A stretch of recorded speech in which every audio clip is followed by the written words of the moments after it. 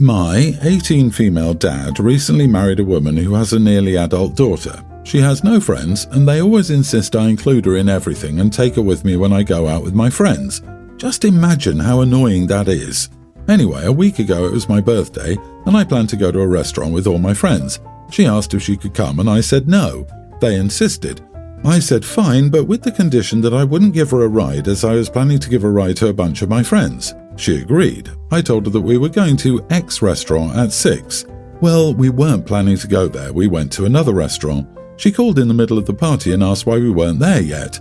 I told her we would be late and just wait there. Then I turned off my phone. Well, I came back home and found her and her mom so angry.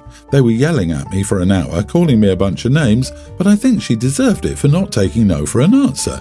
Am I the idiot for giving the wrong information to my stepsister? You are the idiot and you know it. You're adult enough to come up with this plot to embarrass and exclude a girl who is trying to be your friend but can't just tell her, your dad or stepmom, no. You chose the meanest, least reasonable way to deal with this, and you're clearly directing your anger at your dad on this girl because you're too cowardly to draw a boundary with your dad. Grow up. You deserve all the karma you reap here. Exactly. You knowingly sent a teen girl to the wrong place alone. Then you doubled down and told her you were running late and turned your phone off while laughing with your friends about it. Insisting that no, she wasn't invited would have been fine. Choosing to humiliate someone, laugh at them and put them in a potentially dangerous situation is wretched. I get it, you were annoyed. Annoyance is not an excuse to behave as absolutely atrociously as you did. Humiliating someone is not okay. Lying to an underage girl and having them wait somewhere alone is not okay. I imagine it was traumatic for her, and this will stick with her forever. You never should have said it was okay. You never should have given her a different location. You should have told her the truth. I disagree, everyone's the idiot. They shouldn't be forcing OP to take stepsister with her every time, but what OP did wasn't right. No one can insist you invite someone to your birthday. You must be clear that you didn't want to hang out with her and they have no right to force you. OP is 18 and incredibly condescending to someone who is less than a year younger than her.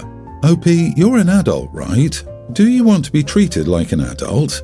Take accountability for your crappy, immature actions. You are the idiot. Gigantic. Have a mature talk with your dad instead of pulling this immature, mean crap. So what's the mature thing to do when someone doesn't take no for an answer? Suddenly, no means no is not applicable. What OP did is definitely mean, but she had no choice. Stepsis is a teen, old enough to take no for an answer and not be running to mommy and daddy over it. My wife, 32, is pregnant and has her emotional and physical struggles. Add a scoop of annoyance and silliness too. Frankly, I'm tired sometimes and need to know if I did anything wrong here. I, 35 male, am a professional and right now very busy. My wife has her fair share of mood swings and hormonal cravings, and we try to get by most of the time, except when she expects me to read her mind. It's a constant point of our discussion she initiated, because she feels I don't do stuff for her unless asked, which I disagree with. I bring her flowers, plan our dates, and give her a massage out of the blue when I feel like I want to show my love for her. On the other hand, she expects me to have the clairvoyance to know she's craving a box of donuts when she calls me at work saying, "I wish I had something sweet to eat, all the cookies are finished," or "I want to fix a chicken sandwich right now but there are no patties left." You see where I'm at? She feels that this is her way of communicating things with me, and if I really loved her and knew her, I'd understand. I disagree with her and tell her she needs to be direct with me if she wants me to bring home something for her. This is followed by her disappointed look and heavy sighs. Recently, something similar happened, and she got angry at me as to why I didn't offer to drive her to get some ice cream for her after dinner. This time, I didn't sit and listen to her blame me and told her if she was going to act like a child, maybe she was not equipped to be a mom yet. This must have cut deep, but I'm honestly exhausted by her behaviour, and I really don't want to put so much unnecessary pressure on myself. I want a partner. Pretty sure babies can't communicate with adults, and it's up to me as a dad to understand if they're crying because they're hungry, sick, or uncomfortable. I don't want my partner who expects the same as a baby. Maybe I don't prioritize what she says she wants because, honestly, during the workday I have a lot on my mind, so anyone just venting to me or a simple text isn't something I retain in my memory for a long time. So after what I said, my wife has just been giving me the silent treatment, and I'm not going to grovel when I know I've done nothing wrong. I simply ignored it, and it's been 3 days now, and I've gone on about my day like nothing happened. Clearly, the lack of attention and concern for our negligible communication has had an effect on her, and she's been demanding an explanation from me if I even care about our relationship. I told her that I'm not bothered if she's upset right now over something that shouldn't even be an issue, and I don't care about her validation anymore. She teared up, looked at me with shock, and went back to our room. Did I go too far? Not the idiot. Pregnancy isn't a free pass to act like an idiot or a child, throw fits and not communicate effectively. She is responsible for her emotions and actions. I hope this wasn't her behaviour even before she got pregnant. That's terrible communication and a bad environment to raise a child. Be glad you stood your ground. It had to be said eventually. Is she like this to colleagues, friends and her parents? I'd wager not. This means she can help it even if she's pregnant but chooses to only be rude and berating to you because she takes you for granted. What reaction did you expect from your wife when you said she acts like a child and is not equipped to be a mom yet? She annoys you by not communicating properly, so you decide to attack her personally? Solving a problem by creating more problems typically doesn't work. You're both adults. You're both allowed to have your own thoughts and feelings. Your pregnant wife says she wishes there was something sweet to eat. I think the response is, "How can I help?" not "Why are you bothering me?" You chose to attack her, not the problem. Your words were intended to hurt. You got what you wanted. Now she's hurt. Own your own participation in this situation. Everyone's the idiot.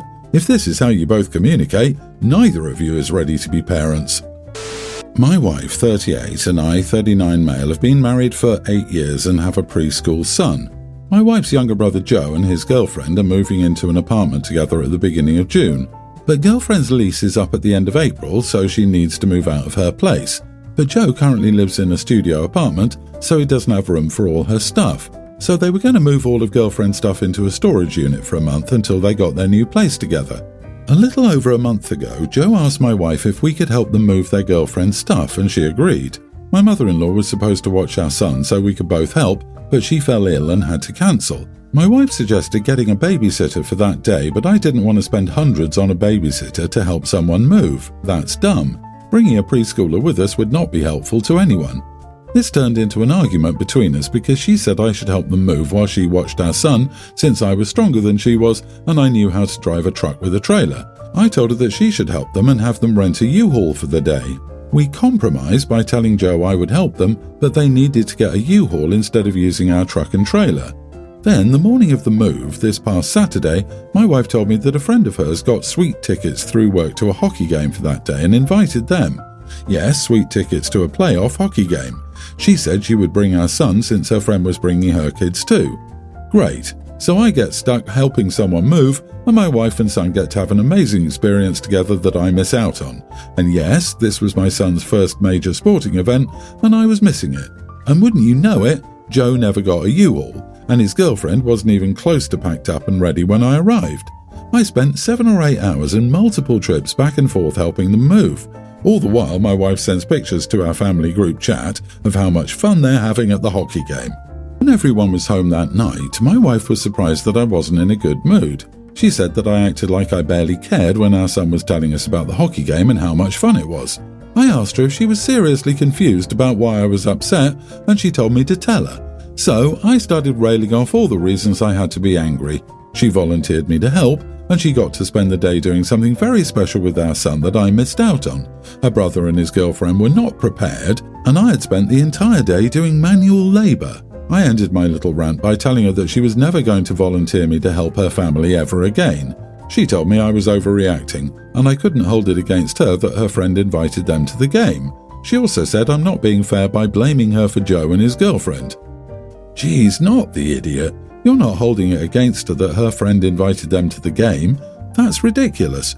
You're upset that while she volunteered and strong-armed you into doing this favour, she apparently was having a grand old time. How insensitive do you have to be to not only continuously send pictures of their good time while you're stuck doing something she made you do, but then to pretend you're upset because she was invited by a friend?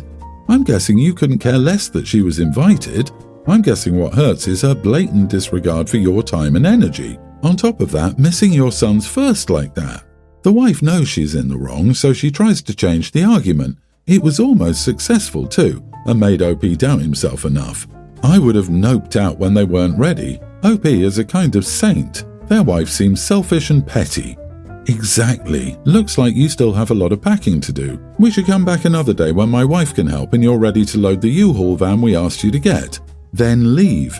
It's deeply inconsiderate of your wife to volunteer for you without asking your permission first, and doubly so of her for accusing you of blaming her for Joe and his girlfriend when she was the one who volunteered you to clean up their mess. Next time they need help in any way, that is, a meaningful time or energy commitment, if your wife thinks they need help that badly, she can go. I bought my house 15 years ago. It was a fixer-upper and needed a lot of work. The only thing I kept about the house was its bright pink paint. The guy I bought it from said it was his deceased father's house. He had painted it this way to make his neighbours angry. I decided I liked the colour and kept it the way it was. When I married my wife a year later, she agreed. We now have 3 kids, a young teen boy, a tween girl and a pre-tween girl. We're doing some minor renovations to the house and have decided to touch up the paint as it's been a while. My son asked that we paint it a normal colour because it's embarrassing to live in a pink house. We declined and said we liked the colour.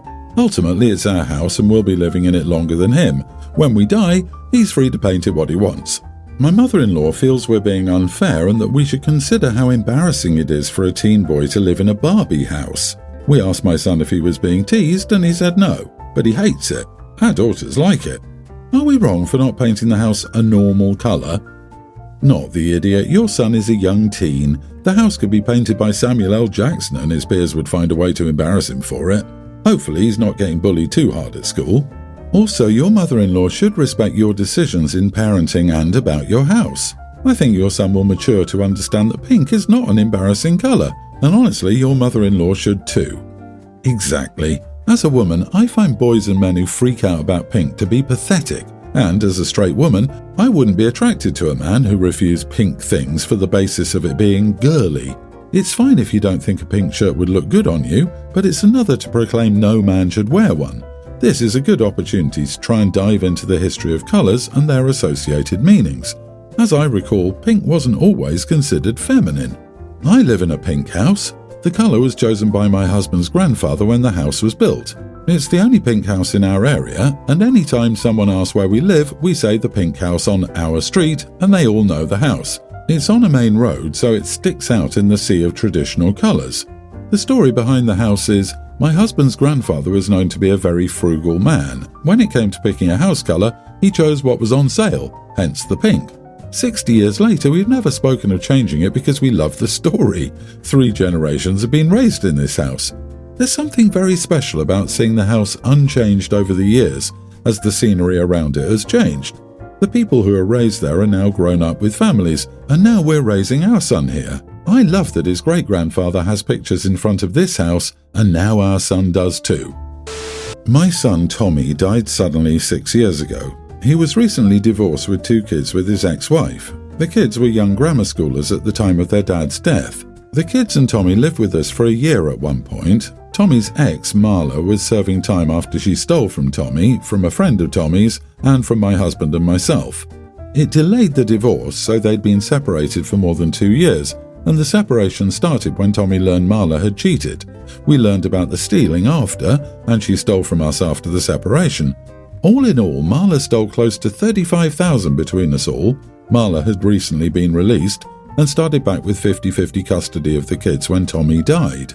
After Tommy died, Marla attempted to cut our family out of the lives of my grandchildren. My husband and I went to court and were awarded very generous grandparents' visitation under the grandparents' rights of our state. Marla was furious. She tried to appeal, but it was rejected twice. The relationship between us was not civil, so we kept it simple and only communicated pickup times. Dates were already specified. Marla remarried and now has additional children. Marla has asked us a few times to include her other children. We ignore the requests. She's yelled at us when we pick up our grandchildren and doesn't care if they hear. We stay silent generally. My husband and I have no wish to be a part of her other children's lives or to play any sort of role in her and her current husband's life. We have a relationship with our grandkids. They're close to us as we are to them, and they never ask to include their half-siblings, so we keep things as they are.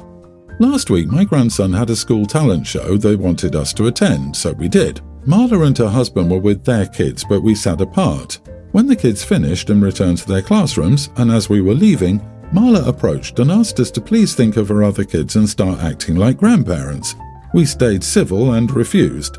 Marla called us monsters. She said we were hideous monsters for turning her backs on her and her other kids just because she moved on after Tommy. She accused us of cruelty to children. She was very loud. I lost my temper and told her if she'd wanted us in her life, she wouldn't have cheated on our son and stolen from him, his friend, and us, and ended up going to prison. I told her we owed her nothing and we owed her children nothing, and she needed to accept that our grandkids would always be our grandkids, but she was no longer part of our family. Marla reacted to others hearing this and told me I had no right to air her dirty laundry publicly, that I should have kept that out of our mutual dispute. Am I the idiot? Not the idiot. She actively tried to stop you from visiting your grandchildren and is now complaining that you're not grandparents to her other children. She's obviously unhinged. I wouldn't let what she says bother you, unless it hurts the children. Marla wanted to publicly shame OP and her spouse and is now angry because they pulled a reverse you-know card on her. Do we go with people living in glass houses shouldn't throw stones, or the pot calling the kettle, or karma is a witch? In normal circumstances, this likely wouldn't happen, but she attacked you and made serious and wrong accusations in public. Could you have held back? Maybe, but this does not make you an idiot. She is oblivious until it affects her. She probably had no remorse about stealing until a court ordered her to pay restitution. I hope she was ordered to repay you. It does not appear that she cares about consequences and will howl when faced with them.